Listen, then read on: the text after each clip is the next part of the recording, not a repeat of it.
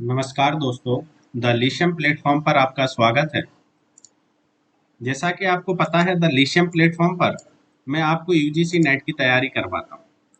अभी 27 अगस्त को एमपी में एक पेपर हुआ है, एमपी एमपी सेट का।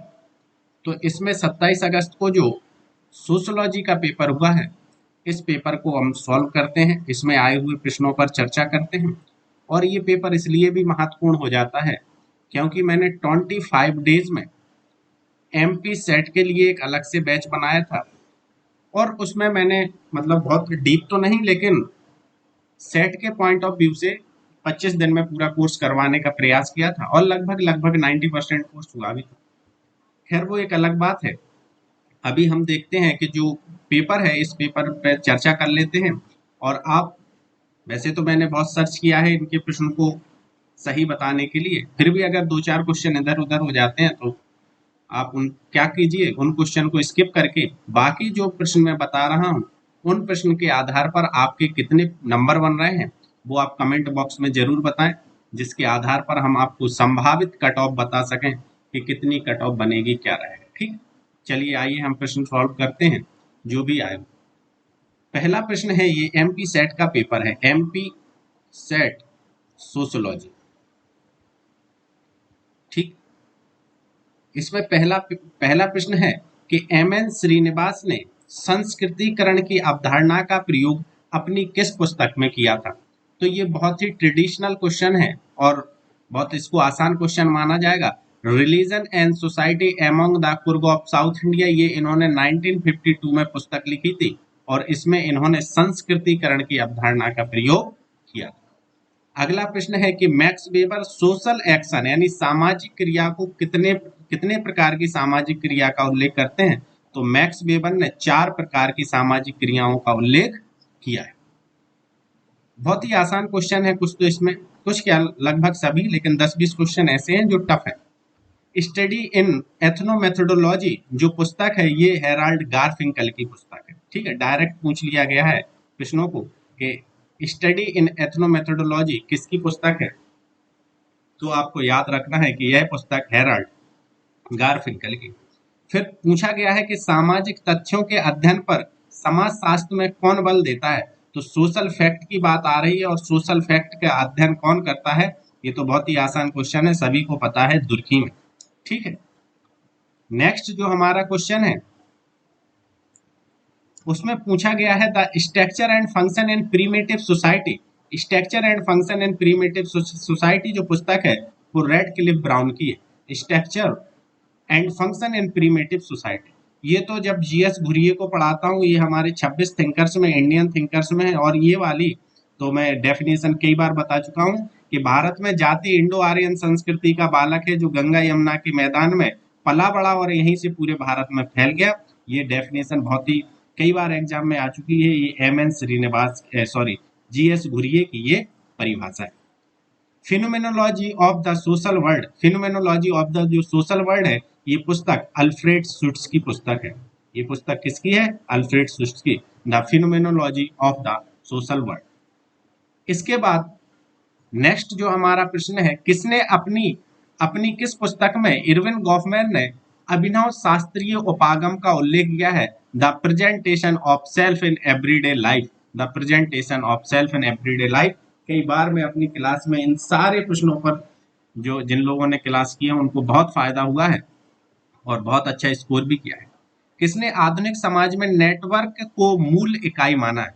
किसने आधुनिक इकाई में नेटवर्क को मूल इकाई। अब देखो, ये सब जो चीजें हैं, ये मैनुअल कैसल से ये क्वेश्चन पूछ लिया गया है नेटवर्क का, कि किसने आधुनिक समाज में नेटवर्क सोसाइटी की बात कौन करता है। ये सब मैनुअल कैसल है। एनिहिलेशन ऑफ कास्ट, जो एनिहिलेशन ऑफ कास्ट पुस्तक है, ये बी आर अम्बेडकर की पुस्तक है। एनिहिलेशन ऑफ कास्ट जो पुस्तक है वो बी आर अम्बेडकर की पुस्तक है। किसी विशेष समय बिंदु पर तथ्य संकलन वाला अध्ययन अभिकल्प कहलाता है। किसी विशेष, जब एक विशेष समय में किसी विशेष घटना पर अध्ययन किया जाता है तो हम उसको क्रॉस सेक्शनल स्टडी कहलाते हैं। ये डायरेक्ट मैंने आपकी नोट्स में लिखवाया था, ये आपको पता भी होना चाहिए। ठीक है, और कई बार मैंने इस पर जोर भी दिया। ये रिपीटेड क्वेश्चन है सारा यूजीसी नेट का। वैसे देखा जाए तो निम्नलिखित में से किस औसत के साथ बीजगणितीय रूप से हेरफेर नहीं किया जाता? बहुलक के साथ किसी भी प्रकार का हेरफेर नहीं किया जा सकता। ये भी क्वेश्चन यूजीसी नेट का है कि मैंने अपना शोध सहभागी प्रक्षेप में प्रारंभ किया जैसे ही मैं समुदाय में स्वीकृत हुआ। इस प्रकार की जो परिभाषा है गैर सहभागी के रूप में अपनी मौजूदगी पाई, वो विलियम एफ वाइट की है। ये विलियम W.H. वाइट ने इसको बताया था। Scientific social survey and research, अभी 3-4 दिन पहले ही मैंने रिसर्च मेथोडोलॉजी का रिवाइज करवाया था, तो उसमें बताया था यह पुस्तक पीवी यंग की। ठीक है। शोध के निष्कर्ष को दोहराने की क्षमता उसकी विश्वसनीयता कहलाती है, रिलायबिलिटी कहलाती है, कि वह कितना विश्वसनीय है। बार बार रिपीट करने पर वही अगर निष्कर्ष निकल रहा है, वही रिजल्ट आ रहा है, तो वह उसकी विश्वसनीयता कहलाती है। नेक्स्ट हमारा क्वेश्चन है कि निम्नलिखित में से कौन सामाजिक अनुसंधान में केस स्टडी की जगह फेस स्टडी लिख रहे हैं ये लोग, केस स्टडी का उपयोग करने वाला प्रथम व्यक्ति है? ये भी रिपीटेड क्वेश्चन है और कई बार पढ़ाया हुआ क्वेश्चन है। प्रोफेसर लीपले। सर्वप्रथम जो अध्ययन किया था वो स्पेंसर ने, लेकिन व्यवस्थित रूप से जो अध्ययन किया, इसमें लिखा है व्यवस्थित रूप से अध्ययन करने वाले जो व्यक्ति हैं वो प्रोफेसर लीपले। किस प्रकार के नमूनीकरण विधि आदर्श रूप से अनुकूल है जहां पर जनसंख्या के बारे में कोई ज्ञान नहीं है? जनसंख्या के बारे में कोई ज्ञान नहीं है और हमें सैंपलिंग लेना है, तो हम उसको स्नोबॉल सैंपलिंग कहते हैं। जब हमें किसी घटना के बारे में बहुत जानकारी प्राप्त नहीं होती है और हमें डेटा का कलेक्शन करना होता है, तो हम उसमें स्नोबॉल निदर्शन का प्रयोग कहते हैं। और जो स्नोबॉल निदर्शन है, यह आपका गैर संभाविता निदर्शन का एक पार्ट है। ये मैंने सब पढ़ाया। सोशियोमेट्री यानी समाजमिति जो अध्ययन है, समाजमिति अध्ययन का सर्वप्रथम प्रयोग अपनी पुस्तक हु शैल सर्वाइव में J.L. मोरेनो ने किया था। ये बिल्कुल सीधा लिखवाया, रिपीटेड ही क्वेश्चन है, कई बार लिखवा चुका हूं कि एक मात्रात्मक एक गुणात्मक चर हो।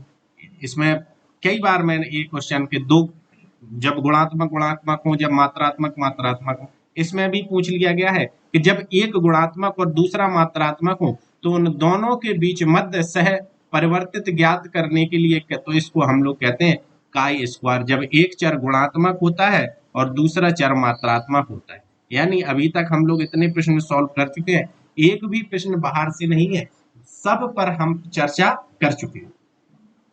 अब इसमें पूछा गया है कि निम्नलिखित में से किस शोध में नियंत्रण समूह, अब नियंत्रण का प्रयोग एक वेरिएबल्स को आप क्या करो, कंट्रोल करो, दूसरे पर उसका प्रभाव देखो, तो इसको प्रयोगात्मक शोध अभिकल्प की संज्ञा दी जाती है। संरचना शब्द का सर्वप्रथम प्रयोग किसने किया? हर्बर्ट स्पेंसर ने। बहुत ही आसान प्रश्न है। संस्कृति की 3 विशेषताएं, ये सब आप लोग जानते हो। इंद्रिय परक संस्कृति, ideational culture and sensate culture and idealistic culture. ये बात आपकी पिट्रेम सोरोकिन करते हैं। ठीक है। निम्नलिखित में से कौन सा समुदाय का अनिवार्य तत्व नहीं है? अनिवार्य का तत्व नहीं है वो ऐच्छिक सदस्यता नहीं है, क्योंकि ऐच्छिक सदस्यता तो सम्मति का होता है। आप समुदाय में तो जन्मजात आप जिस समुदाय में रहते हो वहीं पर आप उसके सदस्य होते हो, तो ऐच्छिक सदस्यता समुदाय की विशेषता नहीं। सामाजिक परिस्थिति शब्द का सर्वप्रथम प्रयोग किसने किया?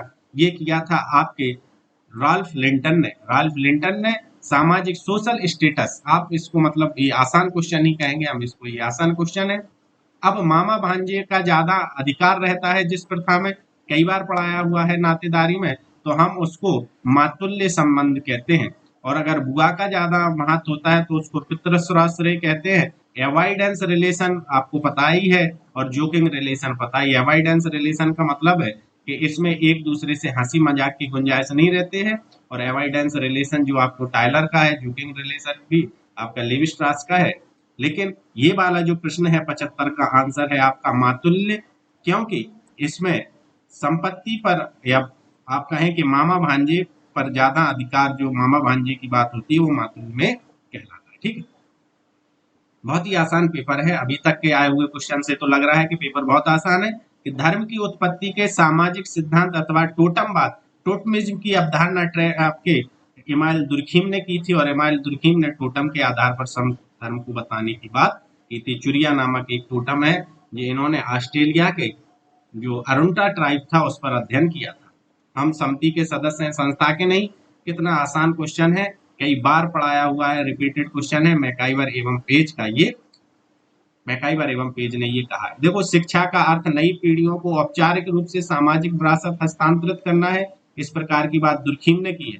दुर्खीम की एक मृत्यु के पश्चात पुस्तक आई थी, एजुकेशन वाली, एजुकेशन पर उन्होंने लिखी, एंड नैतिकता पर भी एक पुस्तक लिखी, और इन पर वो शिक्षा पे बात करते हैं। और कुछ लोग इसमें पार्सन लगा दिए हैं, पार्सन्स ने भी शिक्षा पर बात की है, लेकिन यह कथन दुर्खीम का। ठीक, सामाजिक स्तरीकरण का जो प्रकार्यात्मक सिद्धांत है, इसको किंग्सले एवं डेविस ने दिया है। सम प्रिंसिपल ऑफ सोशल स्ट्रेटिफिकेशन में किंग्सले एवं डेविस जो सामाजिक स्तरीकरण के प्रकार्यात्मक सिद्धांतों की चर्चा करते हैं। संस्कृतिकरण एक द्वितरफा प्रक्रिया है, इसको एम.एन. श्रीनिवास ने नहीं कहा है, इसको योगेंद्र सिंह ने कहा है कि संस्कृतिकरण क्या है, द्वितरफा प्रक्रिया है। और संस्कृतिकरण को ये विचार किए, जो विचार किए है उसको ग्रहण करने वाली प्रक्रिया भी योगेंद्र सिंह ने माना, लेकिन संस्कृतिकरण की व्याख्या किसने की, वो एम.एन. श्रीनिवास ने की। संस्कृतिकरण को द्वितरफा प्रक्रिया किसने माना है, योगेंद्र सिंह ने माना। ये सब याद रखने की जरूरत। आंद्रे वितई ने कृषक सामाजिक संरचना के अध्ययन में प्रमुख मुद्दों पर, तो आंद्रे वित्ते इन दोनों चीजों पर बात करते हैं, तकनीकी व्यवस्था पर भी बात करते हैं और सामाजिक व्यवस्था पर भी बात करते हैं।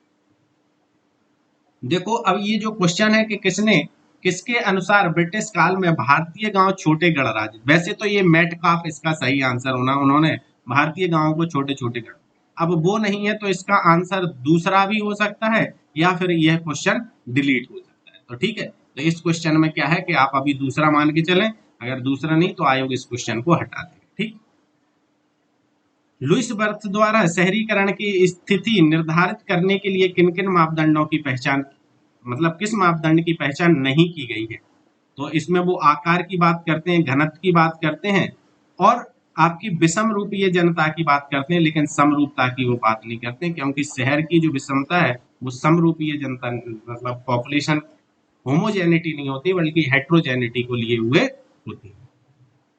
इसमें है कि कौन जाति व्यवस्था को हिंदू धर्म का फौलादी ढांचा मानता है। जाति व्यवस्था को हिंदू धर्म का फौलादी ढांचा मानने वाले नंदूराम जी हैं। ठीक है, फिर भी इस क्वेश्चन को आप डाउट में ही रखेंगे। तो भारत में 600 से अधिक जनजातीय समूह, ठीक है, 635, आप अभी गूगल करोगे तो 650 भी मिल जाएगा, तो सब आपको याद रखना है। ठीक, इसमें जो है हमारा पीजेंट स्ट्रगल इन इंडिया, ये आपका ये हो जाएगा, पीजेंट मूवमेंट इन इंडिया, ये आपका धनाग्रह हो जाएगा, यानी बी का पहला और इसका दूसरा, तो और ए का तीसरा आपका ये डॉक्टर राजेंद्र प्रसाद का है, पेट्रोजेन एंड एक्सप्लोरेशन, यानी इसका बी आंसर सही है, आप इसको थोड़ा सा देख लीजिए। अब इसमें हमारा अगला क्वेश्चन है, किसके द्वारा बाजार के नेतृत्व करने वाले शहरीकरण को धीमा करने वाले हतोत्साहित करने के प्रयास के रूप में अनुत्पादक रहे हैं। अब इसका क्वेश्चन वैसे पार्क आप लगा सकते हैं, लेकिन ये क्वेश्चन हम डाउट में रखते हैं, इसलिए इस पर हम चर्चा नहीं करेंगे कि यह किसने किया है। ठीक है, इसकी बात कौन करता है। ये मालिक किसान है, बहुत ही आसान क्वेश्चन है, अगर आप इसको ध्यान से पढ़ते तो ये आपको बिल्कुल आ जाता है। इसमें बहुत ज्यादा दम नहीं थी इस क्वेश्चन में कि मालिक क्या है किसान क्या है, इसको मैंने हार्ड कॉपी पे सॉल्व किया है, तो मैं बताता हूँ।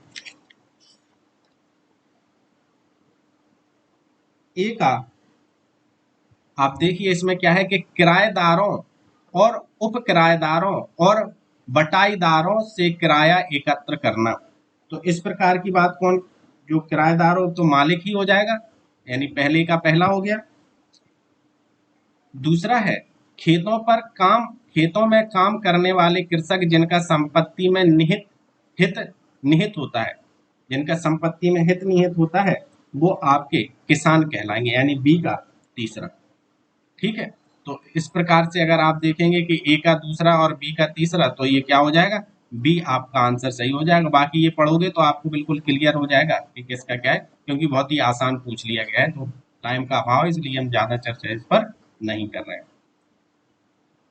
अब देखिए, इसमें अगला क्वेश्चन है हमारा, the decline of the best जो पुस्तक है, ये आपकी स्पेंगलर की है। किसकी है, डिक्लाइन ऑफ द बेस्ट, यानी स्पेंगलर की, ए का तीसरा, तो ए का तीसरा इसमें आ गया, इसमें आ गया। ठीक है, द कल्चर ऑफ सिटी, ये ममफोर्ड की है, यानी ये इसमें आ गया, अभी इसमें भी आ गया है, ठीक है। फिर इसमें आप देखोगे द सिटीज ऑफ रूलर, ये सोसाइटी कल्चर एंड पर्सनालिटी, ये सौरुकिन की लगा दो, यानी डी का दूसरा, तो इससे ये पकड़ में आ गया, यानी ये भी क्वेश्चन बड़े आराम से सॉल्व हो गया। चंपारण आंदोलन आप सबको पता है 1917 का है, ठीक है, इसको मैच कर लेना। खेड़ा आंदोलन 1918 का है। बारदोली आंदोलन 1928 का है। और आपका मालाबार जो आप लगा दो, इसके हिसाब से आप इसमें सेट कर लेना, देख लेना कि कौन सा सही है, ठीक है।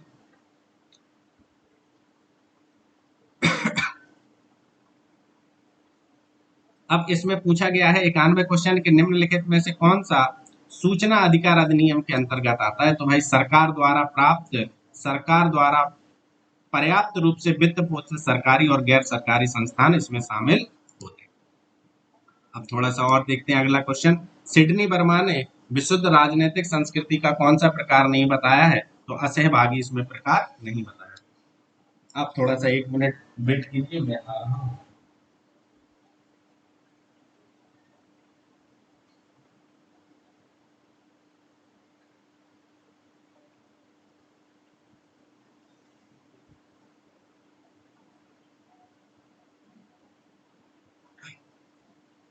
तो सिडनी वर्मा जो है वो असहभागी राजनीतिक संस्कृति का प्रकार नहीं बताते, बाकी 3 बताते हैं। और आपका जो ये वाला है, इसमें देखेंगे कि निम्नलिखित में से कौन कानून निर्माण के स्रोत हैं। तो कानून भाई आपकी न्यायिक निर्णय से बनता है, व्यवस्थापिका से बनता है, व्यक्तिगत अनुभव तो इसमें शामिल नहीं होंगे। तो आपका 3 और 5 कहाँ है, इसमें है, तो 3 और 5 से आपका डी सही हो जाएगा, ठीक है। फिर आप देखेंगे इसमें जो अनैतिक व्यापार वाला है, ये बिल्कुल सीधा मैच ही दे दिया है इन्होंने, ठीक है। ये चिकित्सीय गर्भपात 1971 का ही है। घरेलू जो संरक्षण अधिनियम है 2005 का ही है। हिंदू विवाह अधिनियम 1956 का है, यानी इसका ए बी सी डी सभी मैच है, तो इस पर बहुत ज्यादा चर्चा करने की आवश्यकता नहीं।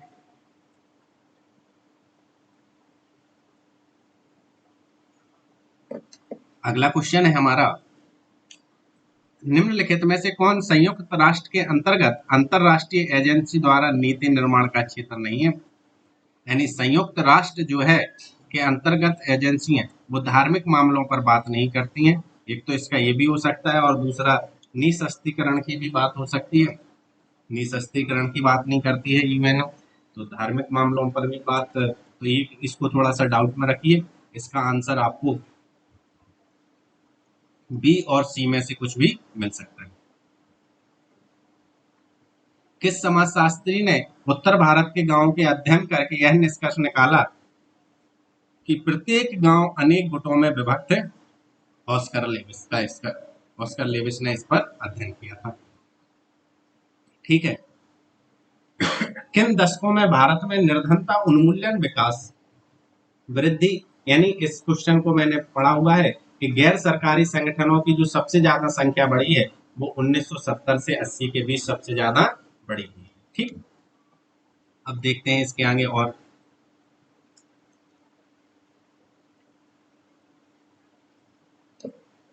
IP Desai, A R Desai, IP Desai, Andre Beteille और उपेंद्र बख्शी के अनुसार निम्नलिखित में से किस पहलू को आरक्षण का आधार बनाया गया। तो आर्थिक आधार को इन्होंने आरक्षण का आधार माना है। सबने अवज्ञा शब्द का सर्वप्रथम प्रयोग किया तो डेविड हेनरी थोरो ने किया। दबाव समूह का विशेष जो प्रकार नहीं, ये प्रत्यक्ष रूप से राजनीति नहीं करते हैं। मौन विनिमय होता है, ये सिमांग और इसका सकाई आना चाहिए इसमें, बाकी देखते हैं क्या है। बहुत से लोग गौड़ भी कह रहे हैं, बहुत से लोग भील भी कह रहे हैं, वो एक अलग चर्चा कर, लेकिन मुझे इसका सी लग रहा है, बाकी आयोग जो बताएगा वो सही होगा।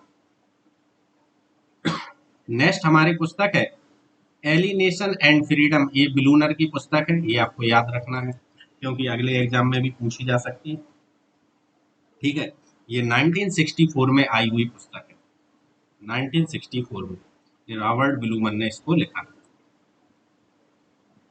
डिस्किलिंग जो शब्द है, ये शब्द को प्रयोग किया है आपके ब्रेवर मैन ने, ठीक है, डिस किलिंग, ये शब्द का प्रयोग किया है आपके ब्रेवर मैन। और इसमें अगली जो पुस्तक है हमारी अंडरस्टैंडिंग डिजिटल कल्चर, ये पुस्तक है आपकी मिलर की, विसेंट मिलर, ये विसेंट मिलर की पुस्तक है अंडरस्टैंडिंग डिजिटल कल्चर। ग्रह विहीन होना बहिष्करण का सबसे निम्नतम स्वरूप है। इसको अमर्त्य सेन आप लगा सकते हो, लेकिन मैं इसमें प्योर श्योर नहीं हूं कि इसका अमर्त्य सेन ही होगा, आंसर आने पर पता चलेगा। अभी आप अमर्त्य सेन को देखें, नहीं तो इसको स्किप कर दें ये क्वेश्चन, ठीक। अगला है कि 19वीं सदी में महिलाओं को सार्वजनिक क्षेत्र में बहिष्कृत किया गया क्योंकि इसके सारे सही होने की उद्योग में मध्य वर्ग के घरों को कार्यस्थल से पृथक पृथक रखा गया, और जो लोग वैतनिक रोजगार में प्रवेश किए थे उन्हें विशेष क्षेत्र द्वारा अलग कर दिया गया था। स्त्रीत्व से समझौता किए बिना पुरुष था, इसमें सभी सही होना चाहिए, इसका आप टी लगाइए। सामूहिक उपभोग जो मैनुअल शब्द ने प्रयोग किया था, ये राज्य द्वारा स्वास्थ्य, आवास और शिक्षा सेवाओं के लिए भी किया था। अब ये डायरेक्ट हिट की है पुस्तक व्हाट इज प्रॉपर्टी, ये मैं कई बार पढ़ा चुका हूँ, क्रोधो का है। ये मैनुअल कैसल्स पर भी हम चर्चा कर चुके हैं। ये थोड़े से नए क्वेश्चन है इस तरफ के, 102 से लेकर 105 तक, ठीक।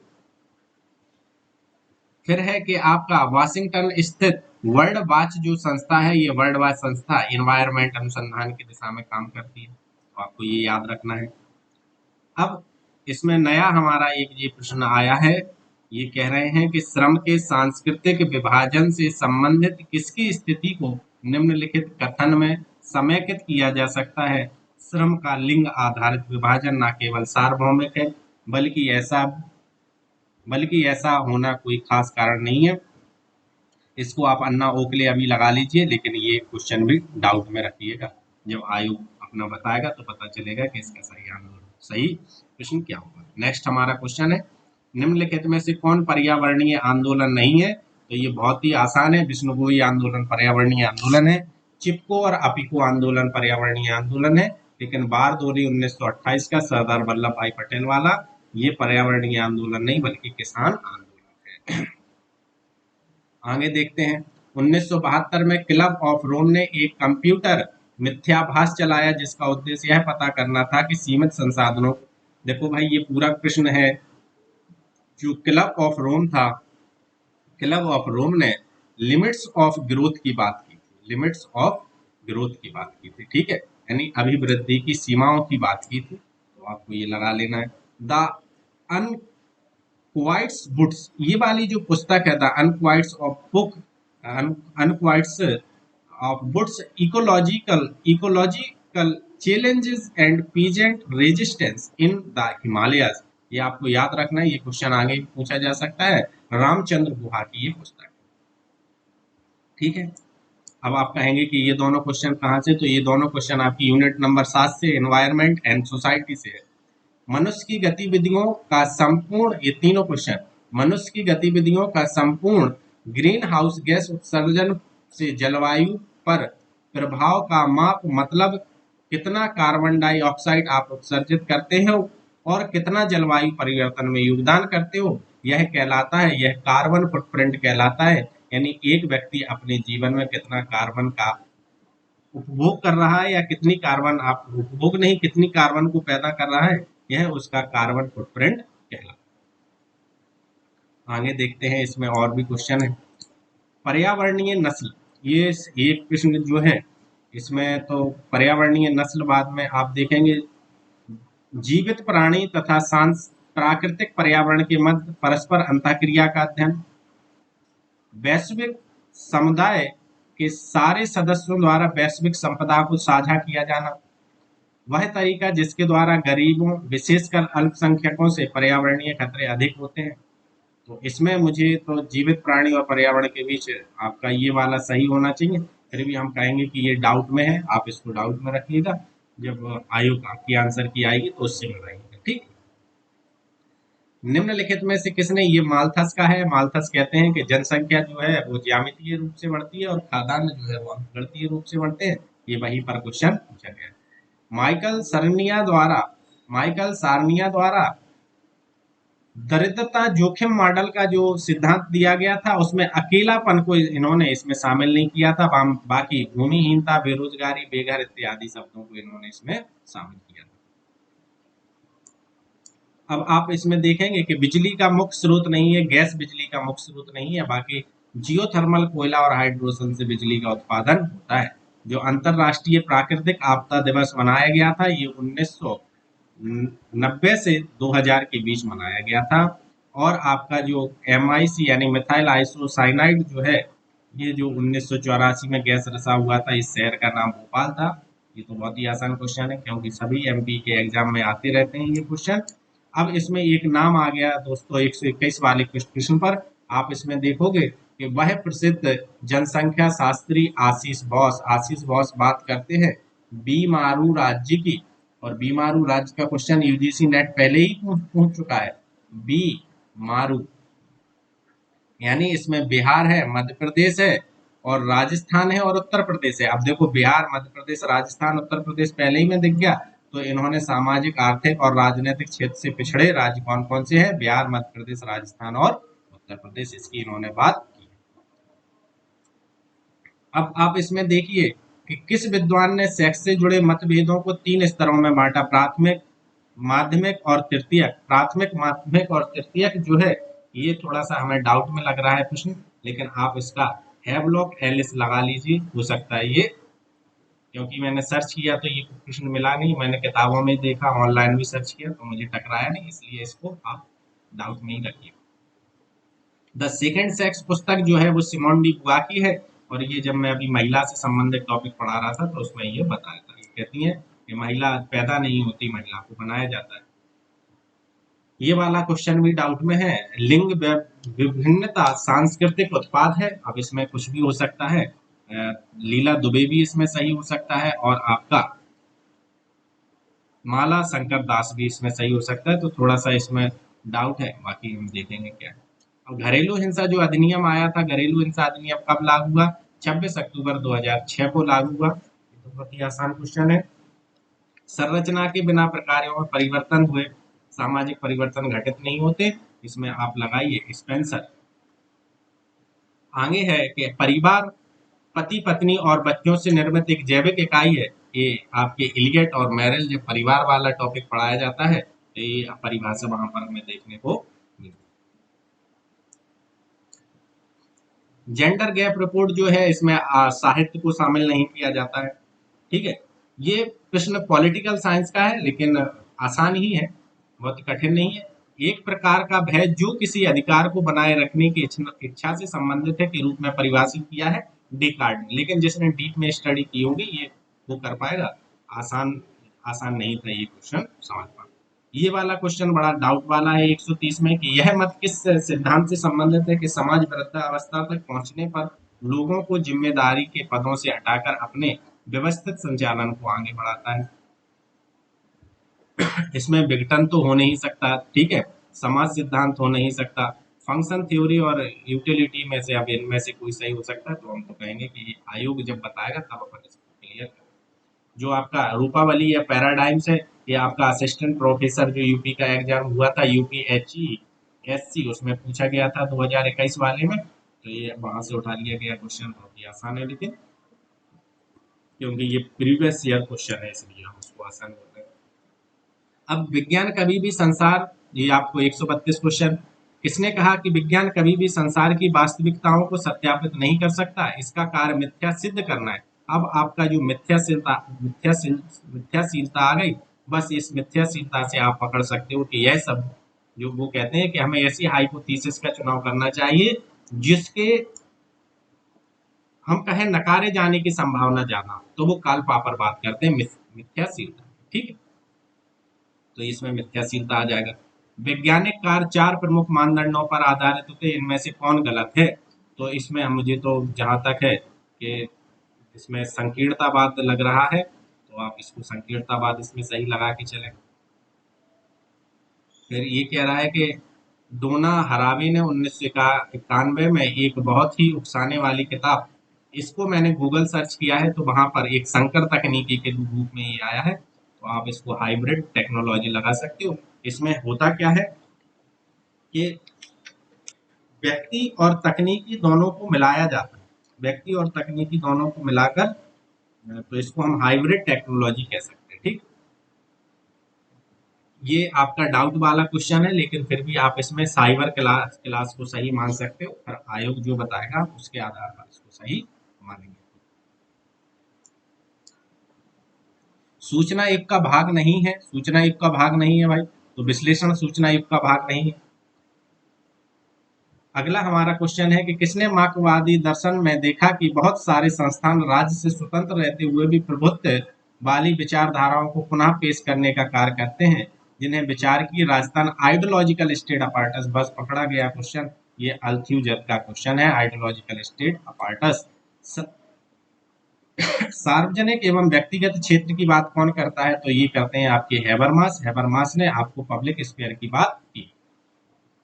फिर अगला वो पूछ रहा है, ऐसा समाज जो प्रशासन एवं नियंत्रण हेतु सूचना और संचार प्रौद्योगिकी पर निर्भर रहती है तथा इसके परिणाम स्वरूप रोजमर्रा की जिंदगी को बारीकी से, अरे भाई ये तो बस साइबर समाज का है, आपका यूनिट नंबर ये 6 से आया हुआ क्वेश्चन है। ठीक, फिर बाकी ये पूछ रहे हैं अगले क्या है कि वह यह मान्यता कि असली दुनिया हमारी इंद्रियों से स्वतंत्र रूप में मौजूद है तथा वैज्ञानिक सोच की वस्तु ही वास्तविक संरचना तथा वैज्ञानिक सोच की वस्तु ही वास्तविक संरचना वे जो घटनाएं उत्पन्न करते हैं उनसे अटूट रखते हैं, ये सब आपका वैज्ञानिक यथार्थवाद कहलाता है। तो आप इसको याद कर लीजिए कि ये वैज्ञानिक यथार्थवाद की बात कर रहे हैं। धर्म क्या है, धर्म एक विचार है, धर्म एक धारणा है। ठीक, Protestant ethics and the spirit of capitalism में जो नैतिकता की बात कर रहे हैं, ये आपकी मैक्स वेबर कर रहे हैं, बड़ा ही आसान क्वेश्चन है। फिर ये हमारा जो एक और है, द ब्यूटीफुल ट्री जो पुस्तक है, ये आपकी धर्मपाल की पुस्तक है। द ब्यूटीफुल ट्री धर्मपाल की पुस्तक है। ब्रिटिश भारत के अधीन सर्वप्रथम 3 विश्वविद्यालय 1857 में बनाए गए थे। निम्नलिखित यहाँ कुछ धार्मिक संगठन दिए गए हैं, इनमें से कौन मध्यकाल से जुड़े हुए हैं, तो मध्यकाल से जुड़े हुए संगठन है आपके शंकराचार्य हैं, रामानुज हैं, चैतन्य है और आपके वल्लभाचार्य हैं, यानी आपके ये वाला डी आंसर इसका सही। अब हम देखते हैं सोसाइटी कल्चर एंड पर्सनालिटी पिट्रम सोरोके। नारीवाद की कौन सी लहर सेक्स जेंडर एंड उसकी बात करती है, तो ये सेकंड लहर इसकी बात करती है। 148 क्वेश्चन आंसर जो 48 है ये बिल्कुल सरल ही था, क्योंकि इसमें जो दो हमें आते हैं उनको बड़े हम आसानी से पहचान। आर्य समाज की बात करते हैं स्वामी दयानंद सरस्वती, और ब्रह्म समाज की बात करते हैं राजा राम मोहन राय, यानी बी का आप चौथा लगा देंगे और डी का आप पहला लगा देंगे तो आप इसको बड़े आसानी से पकड़ सकते थे। बी का आपका डी का दूसरा लगा देंगे तो आप बड़े आसानी से इसको पकड़ सकते थे, यानी पहला। देखो राजा राम मोहन राय दूसरे पे, तो डी का दूसरा और बी का पहला, आपका बी का जो चौथा है, तो बस ये इसका आंसर सही हो जाएगा। तो इसमें देखते हैं और क्या है। सांस्कृतिक विलंबना, ये नए आविष्कारों के लिए संस्कृति का गैर, इसका डी आंसर सही हो जाएगा। सांस्कृतिक पहचान किसी व्यक्ति के होने का एक आवश्यक और अपरिवर्तनीय पहलू। तो आपके 150 क्वेश्चन थे, हमने सारे आपको सॉल्व करवा दिए। अब आपको कमेंट बॉक्स में बताना है, जो स्किप करवाए हैं क्वेश्चन उनको छोड़ के, कि आपका स्कोर क्या है, कितना आपका स्कोर बन रहा है, और ताकि मैं आप बाकी आप देख सकें कि कितना स्कोर जा रहा है, हाईएस्ट स्कोर और मेरिट की क्या संभावना है। ठीक है, फर्स्ट का भी बताइएगा कि फर्स्ट पेपर में इतना हुआ और सब्जेक्ट में इतना हुआ, ताकि एक कट ऑफ को तय किया जा सके कि संभावित कट ऑफ कितना। ठीक है, बाकी अब हम नेक्स्ट पेपर के साथ आपको मिलेंगे। मैं सोच रहा हूँ कि असिस्टेंट प्रोफेसर के जो जितने भी एग्जाम है उन सबको सॉल्व करवा दिया। चलिए, नमस्कार आपका।